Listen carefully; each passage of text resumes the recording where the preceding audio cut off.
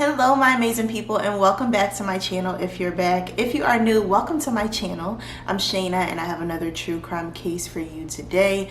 Just my usual disclaimer, this is all information that I found online that I've compiled into a video for educational and entertainment purposes.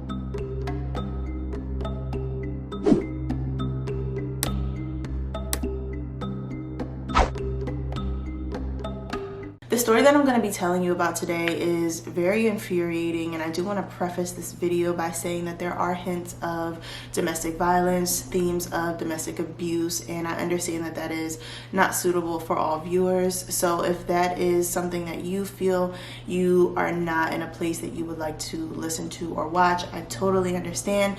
Please, I encourage you to click out of this video and join me in the future. I'm sure I'll have something else for you to enjoy in a future video. But for everyone else who is going to stay with me throughout this video, thank you so much for joining me today, and let's get started. Tawnee Baird was born in 1993 to her parents Dana Gunn and Casey Baird, and she was raised in a town called Holiday, which was just outside of Salt Lake City, Utah. Tawnee was a beautiful girl with big icy blue eyes and long blonde hair, and her personality was out of this world. Her personality was just as beautiful as she was on the inside. Tawnee was a very kind and smart girl who also was very social. Her dad said that she had an entourage of friends who followed her around all the time. She was that friend that brought everybody together, and she loved being social in her everyday life, but also on social media. She had her phone glued to her hand. She was always on her phone, always posting pictures, always posting status updates, and she was one of those people who was extroverted 100%. She loved being connected, she loved staying connected, and she really had great relationships with all of her friends. In addition to being very social, Tawnee was also extremely ambitious. She had a big dream. She wanted to be a singer, and she knew that if she set her mind to something, she was going to accomplish it. Out of all of her friends and all of her family, they knew that if there was somebody that they could say was going to make it one day, it was Tawnee, because her ambition was so strong. There was nothing that could ever get in her way, and she knew one day that she was going to make it really, really big and be a famous singer. And the ambition that she had also goes hand in hand with the type of stand-up personality she had. She wasn't afraid of accountability. She wasn't afraid to be the person to speak up when necessary. And because of this, there was an incident when Tawnee was 17 years old where she was driving around with her friends. They were in the car smoking weed, and they actually got pulled over. And when they got pulled over and the car was searched, the police obviously found marijuana and asked the friends who were in the car who it belonged to. Tawnee was the youngest person in the car, and she decided that because she was under 18, she was going to take the fall for the possession of the marijuana, because she knew that whatever charges were brought against her would be less than those brought against her friends. She would have less time to serve because she was a minor, and she was actually correct about this. She was arrested and sentenced only to 90 days in a juvenile behavioral health center where she served her time for possession of a controlled substance. But that example of the stand-up personality that she had is really indicative of just the type of person that she was. She was the youngest person there, but she was the most mature to stand up and say, look, it was mine. And that is something really noble, and most people don't have that quality. Most people shy away from accountability, but she wasn't that person at all. Now, Tawnee's time in the juvenile facility wasn't that great, as you might imagine. It wasn't a fun experience. It wasn't a vacation. And not only was it not a good experience in general, but also just because of how soft and light and lovable Tawnee was, it really wasn't an environment that she felt like she could be comfortable in. She was extremely uncomfortable. She was surrounded by girls who had much higher and more severe offenses. She was this calm and loving person who was now surrounded by violence and tough girls. And obviously it was really hard for her to adjust to this. But while she was in the facility, she was able to find one girl that kind of took her under her wing, the only person who was nice to her in there. And this person was able to take her under her wing because they were familiar with the system. They had been in juvie before due to other offenses that they had prior, and this wasn't their first rodeo. So they were able to really show Tawnee how to survive in this environment and what to do and how to make her time as easy as possible until she was able to get out. And this person's name was Victoria Mendoza. Tawnee really clung on to Victoria, and it was an interesting pair because Victoria was so different than Tawnee. She had a rough upbringing. Her dad committed suicide when she was only 10 years old. In her current life, her mother was suffering from breast cancer, and just in general, her life was not easy. She grew up in a town called Ogden in Utah, which was known to not be the best area. There was violence, there was drugs, and she grew up in a one-bedroom apartment with her family. And because of the life that she lived as a child, she was kind of jaded. Her view of society and of life was drastically different than Tawnee. But the two of them were able to find common ground in the fact that they both loved music. Victoria loved writing music and rap songs, and Tawnee loved singing. And the two of them really had this mutual love for music and for art, and because of that, they really hit it off from the beginning, and Tawnee was clung on to Victoria from day one. The relationship between the two of them went from platonic to romantic relatively quickly, and Tawnee's mother remembers her introducing her to Victoria close to the beginning of the time that she was there, and she came out to her mom at this time. She basically told her mom, "Look, Mom, I'm gay, and this is my girlfriend, Victoria." And her mom says, "Oh, okay."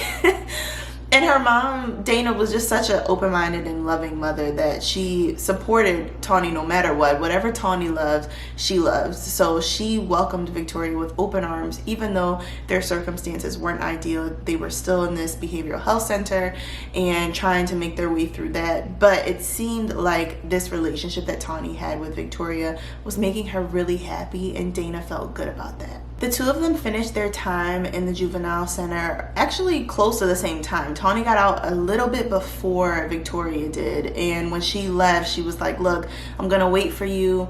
It's only a few more weeks and we'll be together." And when Tawnee went home and told her friends and her family all about Victoria, they could tell she was just so smitten. She was over the moon in love with Victoria. And they're like, okay, odd love story to meet in what is basically a prison, but if you're happy, we're happy. So when Victoria finally did get released, she came and met all of Tawnee's friends and family, and they were just happy to see that Tawnee was happy. Now, even though they were happy that Tawnee was happy, they did notice a stark contrast between this couple.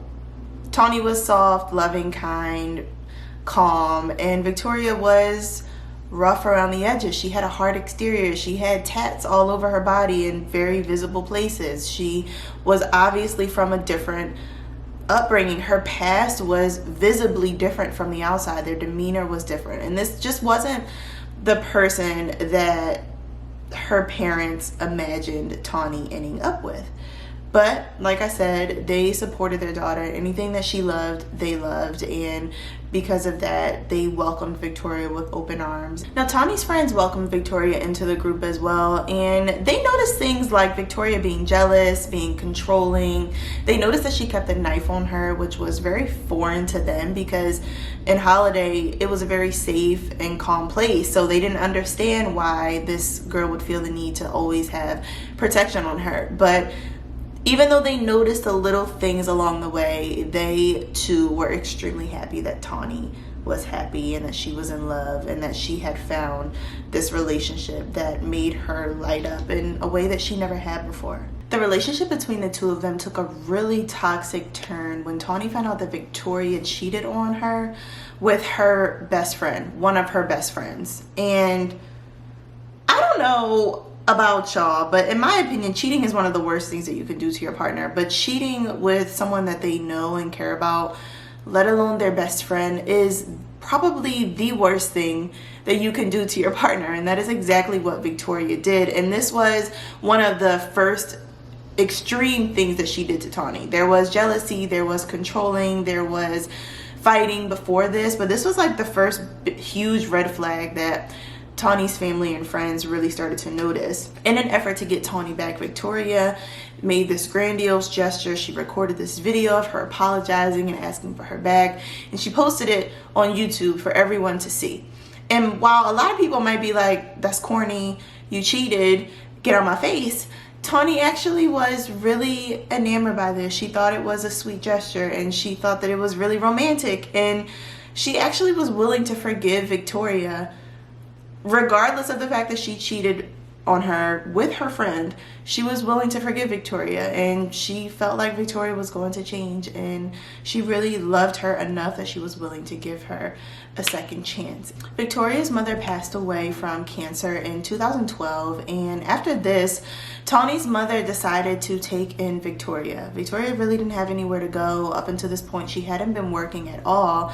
So Dana said, look, my daughter loves you. You are just as much of my family as my actual daughter now, so just come and live with us. And that's exactly what happened. Victoria moved in, and things seemed to be pretty okay in the very beginning, but not long after this, Tawnee's mother started noticing they were fighting all the time. Prior to this, she kind of felt like they were codependent, but she didn't actually see the gravity of their fights and their arguments. She would have to break up their fights. There would be screaming matches all the time. And she's like, okay, I noticed little red flags before, but this is on a higher scale, a larger scale than I actually imagined that it was. And she started to feel like, okay, maybe this isn't the healthiest dynamic. And even though Victoria and Tawnee would get into these screaming matches and arguments all the time, over different things, over social media, over guys commenting on Tawnee's posts, over Tawnee chatting with guys, even if they were just friends. There were fights over all types of things. Dana still never thought that Victoria would be capable of hurting her daughter. She still believed that they loved each other enough that they would make it work, and that the two of them would never physically harm one another. However, of course, this was not the case, and there was actually an incident where Tawnee came home with a front tooth missing. The two of them, Tawnee and Victoria, got into another one of their arguments that turned physical, and Victoria punched her in her face so hard that Tawnee lost one of her front teeth. And what is so crazy is that Victoria was able to manipulate Tawnee's parents into believing a complete lie. She told Tawnee's parents that they got in a fight with a group of girls that punched her, and when they saw that Tawnee started bleeding, they ran off, and that Victoria doesn't know who they were. Like, she came up with this elaborate story, and Tawnee never told her parents the truth. And if she did, I don't know about it. It wasn't made known. But as far as we know, Tawnee really stood up for Victoria time after time after time, no matter what she did. The manipulation, the arguing, the accusing of cheating when she wasn't actually cheating. She was being the one cheated on.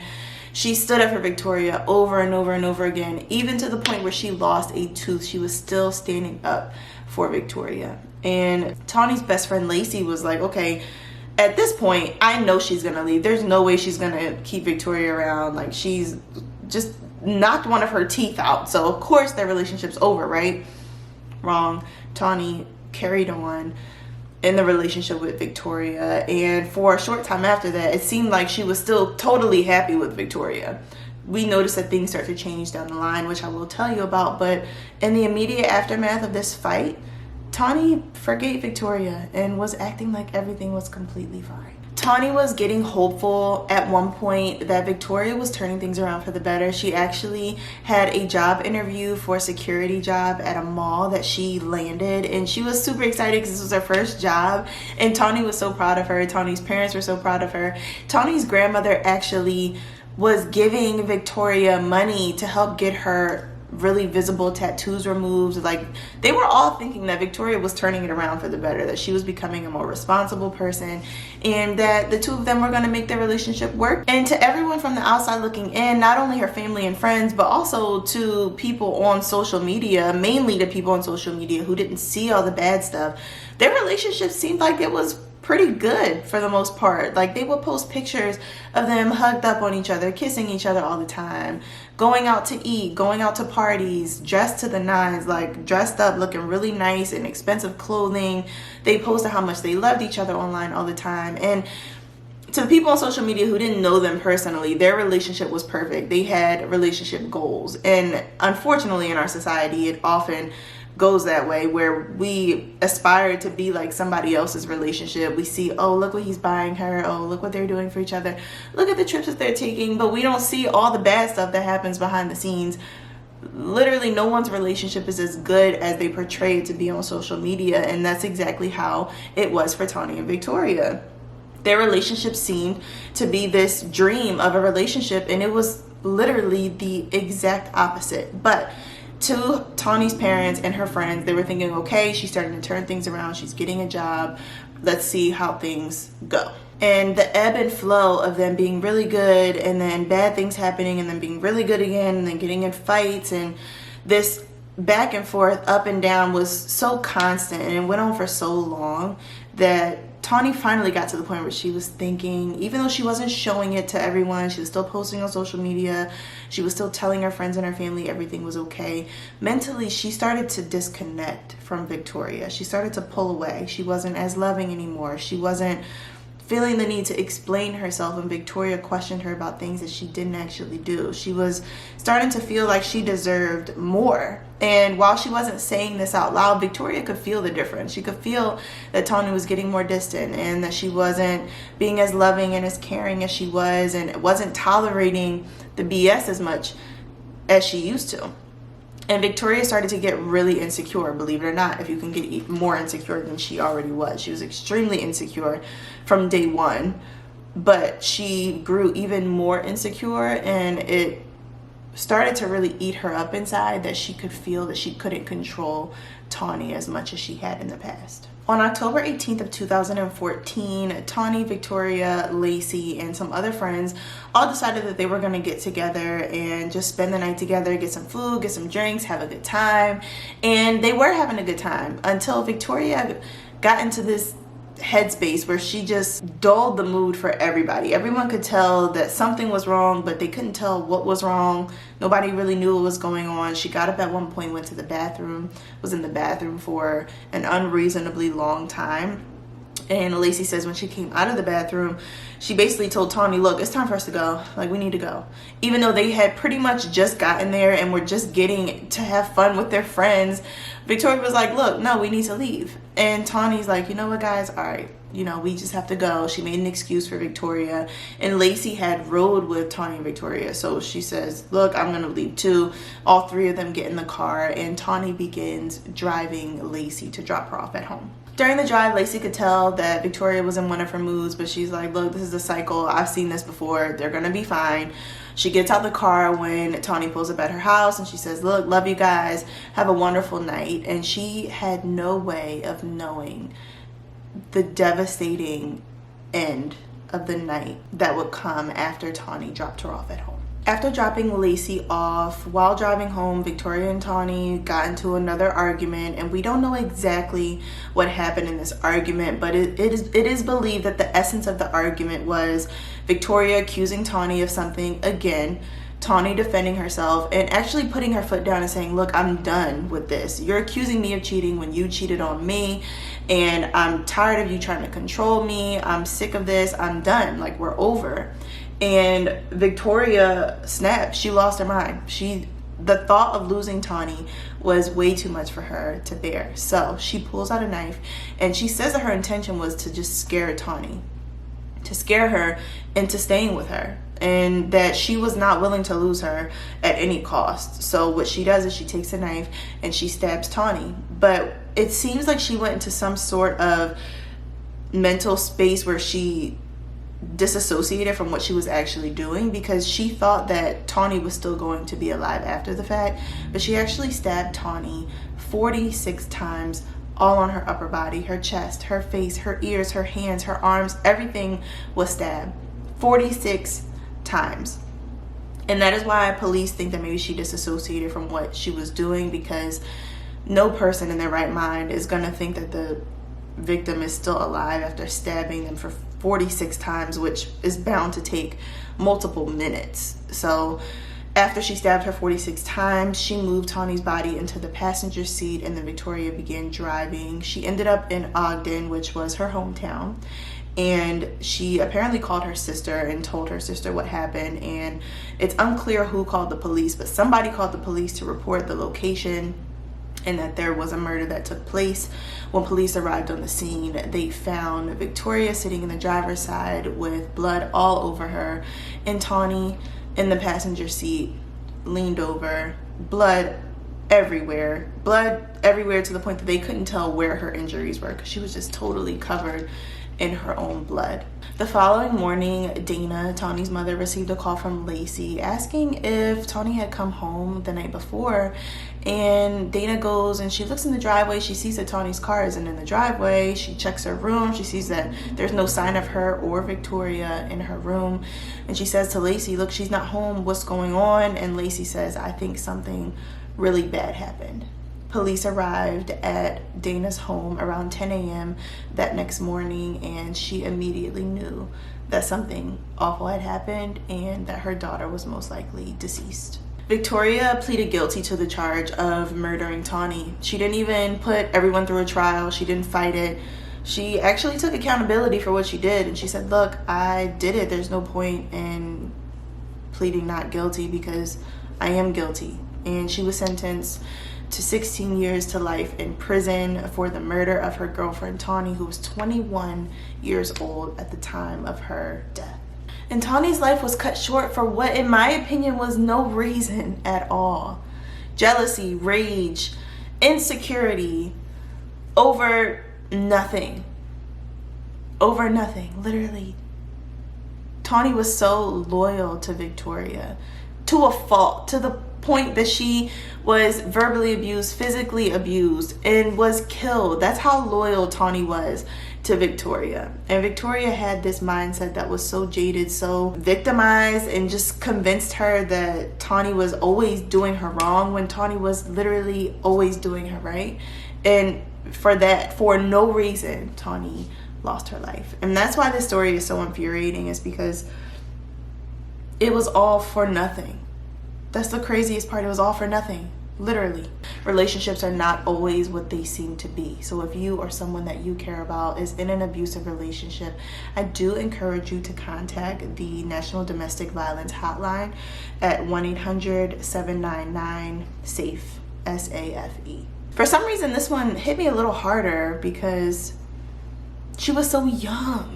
And there were so many red flags, and we talk about red flags all the time, just in our relationships in everyday life. It's like, oh, you shouldn't ignore the red flags. If there's something that's wrong in your relationship, you probably saw it earlier, but you decided not to pay attention to the red flags. We talk about that all the time, right? But the fact that there were so many blatant red flags in this case, and Tawnee still chose love and lost her life because of it, is just so crazy to me. Tawnee's life was taken way too soon, and it's totally heartbreaking. And watching the video, there's a documentary, I'll link it down below. There is a documentary about this. It's about 50 minutes long.